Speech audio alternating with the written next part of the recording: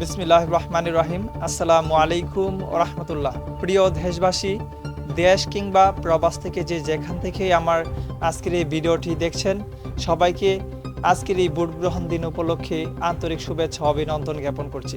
সম্মানিত প্রিয় dear viewers, আপনাদেরকে আজকে যে তথ্যগুলো আমরা প্রোভাইড করতে চাচ্ছি, আমি ভিডিওতে একটা পোস্ট দিয়েছিলাম, ফেসবুকে একটা পোস্ট দিয়েছিলাম না ভোটের পক্ষে কথা বলার জন্য। অ্যাকচুয়ালি যেহেতু সেটা স্বাধীন বাংলাদেশ, সেই স্বাধীন বাংলাদেশে সবারই একটা মতামত আছে। সেই সুবাদে আমি আপনাদেরকে বলতে চাই, সরকার যেহেতু হা এবং না দুইটা অপশন রেখেছেন, সেই ক্ষেত্রে আপনি হাতেও দিতে পারেন, নাচে দিতে পারেন, এটা আপনার একান্তই ব্যক্তিগত ব্যাপার। তবে কেন আমরা নার পক্ষে প্রচার দিলাম এই মুহূর্তে, সেটা হচ্ছে আমি আপনি কতটুকু দেশ বিষয়ে ঘাটাঘাটি করি, দেশের ভূ রাজনৈতিক বিষয়, ডিপ্লোম্যাটিক যে বিষয়গুলো কতটুকু আমরা ঘাটাঘাটি করি, সেই বিষয়টা আমরা একেবারে স্পষ্ট না। তবে গুটি কয়েক ব্যক্তিদেরকে আমরা অবশ্যই ফলো করে থাকি। যেমন আমাদের আল্লামা এনায়েতুল্লাহ আব্বাসী, ওনাকে কিন্তু আমার হৃদয়ে ধারণ করি, উনি একজন ব্যক্তি। তেমনিভাবে বাইতুল মোকাররমের যে খতিব আব্দুল মালেক সাহেব, উনিও কিন্তু খুব গুরুত্বপূর্ণ একজন বুজুর্গ ব্যক্তি, তাকেও হৃদয়ে ধারণ করি। সেই জায়গা থেকে বড় বড় যেই জুলাই যোদ্ধা, সেই জুলাই যোদ্ধাদের যারা টপ পয়েন্ট থেকে জুলাইয়ের নেতৃত্ব দিয়েছিলেন, আসিফ মাহতাব থেকে শুরু করে আরও অনেক জুলাই যোদ্ধার যে নেতৃত্ববৃন্দ, মাঝে মধ্যে ওনাদেরকেও কিন্তু আপনারা ফলো করে থাকেন। কিন্তু দিন শেষে ওনাদের কথার উপর ভিত্তি করেই নয়, কারণ আমরা অন্ধে বিশ্বাসী নয়। একটা কথা বড়দের কাছ থেকে শুনলে সেটাকে তাহাকি করার জন্য আমরা চেষ্টা করে থাকি। সেই তাহাকির মাধ্যমে এটা ভালো কি খারাপ এই বিষয়টা জানার জন্যই কিন্তু আমরা মূলত এটা একটু রিচার্জ করে থাকি আর কি। তো সেই জায়গাটা থেকে আমার ক্ষুদ্র জ্ঞান, আমার ক্ষুদ্র প্রয়াসে আমি যতটুকু বুঝতে পেরেছি কেন আমি না ভোটের পক্ষে অবস্থান নিলাম, আমি আমার ব্যক্তিগত মতামতগুলো আপনাদের কাছে উপস্থান করলাম। প্রথম কথা হচ্ছে, না ভোট যদি দেই তাহলে এখানে আমি হা ভোটের কোনো দায়বদ্ধতা আমার ভিতরে আসে নাই। হা ভোটের পক্ষে যদি আমি অবস্থান নেই তাহলে সেখানে কি দেখতেছি? হা ভোটের দিকে যদি আমি অবস্থান নেই, প্রায় ৮৬টা পয়েন্ট আছে। এক কথায় যদি আমি বলতে চাই তাহলে হা ভোটের মাধ্যমে ৮৬টা পয়েন্ট থেকেই আমি সমর্থন জানিয়ে দিলাম। সেই ৮৬টি পয়েন্টের মধ্যে আমরা যদি লক্ষ্য করি, ৮৪ মেবি ৮৫তম যে পয়েন্টটা আছে, সেইখানে কিন্তু আমাদের ইসলামের সাথে একটা সাংঘর্ষিক মতামত তুলে ধরা হয়েছে। সেই বিষয়টুকু আমি আপনাদের সামনে 2 মিনিটের মাধ্যমে পড়ে শোনাবো ইনশাল্লাহ। আমি এখন বলতেছি, তবে প্রুফ দিয়ে বলার জন্য একটু যেই সেটা আমি একটু বলে দিচ্ছি।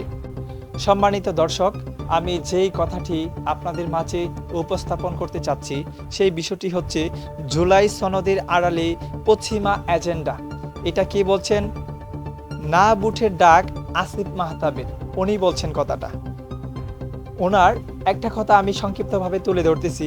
প্রস্তাবিত জুলাই সনদ নিয়ে উদ্বেগ প্রকাশ করে এর বিপক্ষে না ভোটের আহ্বান জানিয়েছেন শিক্ষক ও বক্তা আসিফ মাহতাব উৎস। এক ভিডিও বার্তায় তিনি বলেন, সনদের কিছু ধারা বাংলাদেশের ধর্মীয় সাংস্কৃতিক মূল্যবোধের সঙ্গে সাংঘর্ষিক হতে পারে।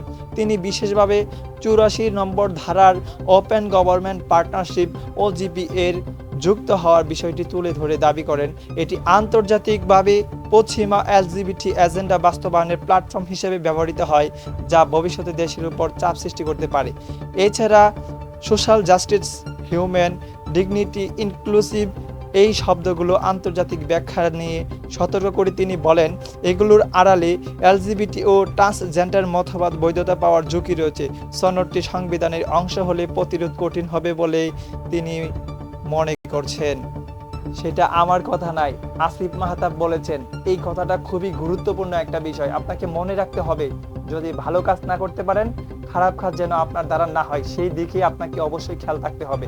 আমি কাউকে উপকার করতে পারিনি, ডাজ নট ম্যাটার, বাট আমার দ্বারা যেন কারো কোনো ক্ষতি না হয়, সেই বিষয়টাই আমাকে কি করতে হবে, খেয়াল রাখতে হবে। সেই জায়গা থেকে আমি হা ভোটের পক্ষে যদি দেই, তাহলে হা ভোটের যে ভালো দিকগুলি, তার সাথে সাথে কিন্তু যেই সমস্ত খারাপ যেই কালচারগুলি, এগুলো কিন্তু আমার ভোটের মাধ্যমে বাস্তবায়ন হবে। সেইটার দায়িত্ব এবং দায়ভার কিন্তু আমাকেও নিতে হবে। সেই জন্য আমি আমার ব্যক্তিগতভাবে আমি না ভোটের পক্ষে অবস্থান করলাম। এখন আপনি হা দিবেন না দিবেন, এটা আপনার একান্তই ব্যক্তিগত বিষয়। আপনি কোন প্ল্যাটফর্মে ভোট দিবেন এটাও আপনার একটা ব্যক্তিগত বিষয়। আপনার ভোট আপনি দিবেন, যাকে খুশি তাকে দিবেন। সেখানে আপনার স্বাধীনতায় আমার হস্তক্ষেপ করা মোটেও কাম্য নয়। আমি কাউকে সেই বিষয় নিয়ে কোনো জোর জবরদস্তি করতে চাচ্ছি না। তবে যে বিষয়টা আপনাকে আমি না ভোটের পক্ষে আমার নিজের ব্যক্তিগত মতামত এই জন্যই উপস্থাপন করেছি সম্মানিত দর্শক, সেটা হচ্ছে আমার ধর্মীয় মূল্যবোধ থেকে আমার ধর্মের সাথে যেন সাংঘর্ষিক কোনো বিষয় আমার দ্বারা বাস্তবায়ন না হয়, সেই জন্য আমাকে কঠোর অবস্থান নিতে হবে। প্রিয় দর্শক, আমি যেটা বলছিলাম, তিনি আরও বলেন, মূলনীতিতে ইসলাম শব্দের অনুপস্থিতি ভবিষ্যতে ধর্মীয় মূল্যবোধকে আরও কোণঠাসা করতে পারে। এই জনগণকে না বুঝে সমর্থন না করে সচেতনভাবে সিদ্ধান্ত নেওয়ার আহ্বান জানিয়ে তিনি নিজে না ভোট দেবেন বলে জানান। আচ্ছা, এখন আরেকটা বিষয়, এই বিষয়টাই আল্লামা আবুল কাসেম ফজলুল হক হুজুর উনিও বিষয়টা লিখেছেন। আমি হতবাক, জুলাই সনদের 84 নং ধারায় আছে ওপেন গভর্নমেন্ট পার্টনারশিপ এর পক্ষে ভুক্ত হওয়া বাংলাদেশকে রাষ্ট্রীয়ভাবে ওপেন গভর্নমেন্ট পার্টনারশিপের পক্ষে ভুক্ত হতে হবে। আচ্ছা, ওপেন গভর্নমেন্ট পার্টনারশিপ কি, সেই বিষয়টা আমি জানি ভালোভাবে, না আমাদেরকে কেউ জানানোর চেষ্টা করেছে? সেটা যদি জানেন তাহলে আপনি না ভোট দেওয়ার জন্যই আপনি সম্মতি প্রকাশ করবেন। প্রিয় দর্শক, আমি আপনাদেরকে বেশি সময় নষ্ট করতে চাচ্ছি না, সংক্ষিপ্তভাবেই আমি যে বিষয়টুকু একটু বোঝানোর স্বার্থে আমি এই কথাগুলি বলতেছি। আমি এই পোস্ট দেওয়ার সাথে সাথেই অনেকে আমাকে রাজাকার বলেছেন, অনেকে আমাকে টেররিস্ট বলেছেন, হ্যাঁ, অনেকেই আমাকে বিভিন্ন তকমা দিয়েছেন। আমি তাদেরকে সাধুবাদ এবং ধন্যবাদ জানাই এই জন্যই, ভাই, না বুঝে কথা বলার চেয়ে চুপ থাকাই ভালো, তবে বুঝে শুনে একটি কথা বলো যেটা তোমার কার্যক্রম হবে। তবে আমি এই কথার পরিপ্রেক্ষিতে বলতেছি, দেখেন, বিভিন্ন এজেন্ডা নিয়ে প্রায় 77 দেশের সমন্বয়ে গঠিত একটি সংস্থার নাম ওপেন গভর্নমেন্ট পার্টনারশিপ। এই সংস্থার বৈশ্বিক চ্যালেঞ্জ মোকাবেলায় কী ধরনের রিসোর্স দরকার তার জন্য একটি গাইড তথা নীতিমালা তৈরি করেছে। সেই নীতিমালার নাম ওপেন গভ গাইড।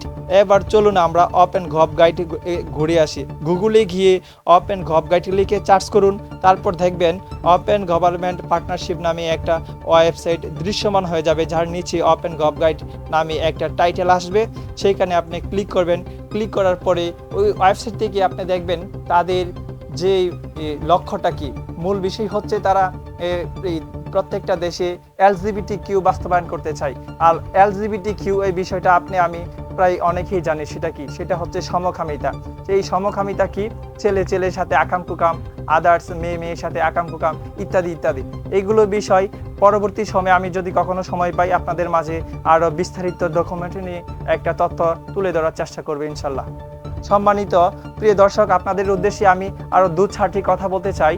যে বহু বিবাহর যে প্রচলন, অর্থাৎ পশ্চিমা বা ওয়েস্টার্ন যে কালচার, সেটা আমাদের দেশে বাস্তবায়ন করার লক্ষ্যে, অর্থাৎ আমাদের ধর্মীয় দৃষ্টিকোণে বড় ধরনের একটা আঘাত আনার লক্ষ্যে তারা হাবুটের মাধ্যমে এই ধরনের যেই কুকীর্তি এগুলো চালু রেখেছে। তবে আপনি সবাই জানি হাবুট বাস্তবায়ন হবে। দেশে তিনটি গণভোট অনুষ্ঠিত হওয়ার পরে কখনো না ভোট জয়যুক্ত হয়নি, এইবারেও হাবুট জয়যুক্ত হবে। তবে শ্রুতি ঘা ভাসিয়ে দিতে আমরা একান্তই পছন্দ করি না। বাস্তবতা জেনে বুঝে সামনে এগোনোর এই প্রচেষ্টা, সেই প্রয়াসেই, সেই লক্ষ্যেই কিন্তু আমরা হাঁটছি। জানি না কতটুকু সত্যতা মানুষের কানে পৌঁছে দিতে পারবো, তবে বাস্তবতার পরিপ্রেক্ষিতে আপনাকে আমার এই যেই কথাগুলো বলার ছিল সেটা আমি উপস্থাপন করার চেষ্টা করেছি। সম্মানিত প্রিয় দর্শক, আমার কথায় যদি ভুল ত্রুটি এবং মনে প্রাণে কোনো কষ্ট পেয়ে থাকেন, দল মত নির্বিশেষে আমাকে ক্ষমার দৃষ্টিতে দেখবেন। তবে আরেকটা কথা বলি, আমরা কোনো দলের তাবেদারি করি না, সেটা হোক আওয়ামী লীগ, বিএনপি, জাতীয় পার্টি, জামায়াতে ইসলাম, বাংলাদেশ ইসলামী আন্দোলন, জাসদ, আদার্স যে কোনো দল হোক না কেন, আমরা কোনো দলের তাবেদারি করি না। যেই দলই করেন না কেন, দল মত নির্বিশেষে সবার ঊর্ধ্বে আমার ইসলাম। আমি আমার ইসলামকে হৃদয়ে ধারণ করি, আমি আমার ইসলামকে হৃদয়ের সর্বোচ্চ স্তরে জায়গা দেই। সেই জায়গা থেকে আমার ইসলামের সাথে যেন কোনো একটা প্রসঙ্গ সাংঘর্ষিক না হয়, সেই দিকে একটু খেয়াল রাখতে হবে। ধন্যবাদ। অতিরিক্ত কথা বলছি, ভুল ত্রুটি থাকতেই পারে, সবাই ক্ষমার দৃষ্টিতে দেখবেন। ভালো থাকুন। পরবর্তী সময়ে আবারও আল্লাহ যদি চাই আপনাদের সামনে আসতে পারি। আল্লাহ হাফেজ। আসসালামু আলাইকুম ওয়া রাহমাতুল্লাহ।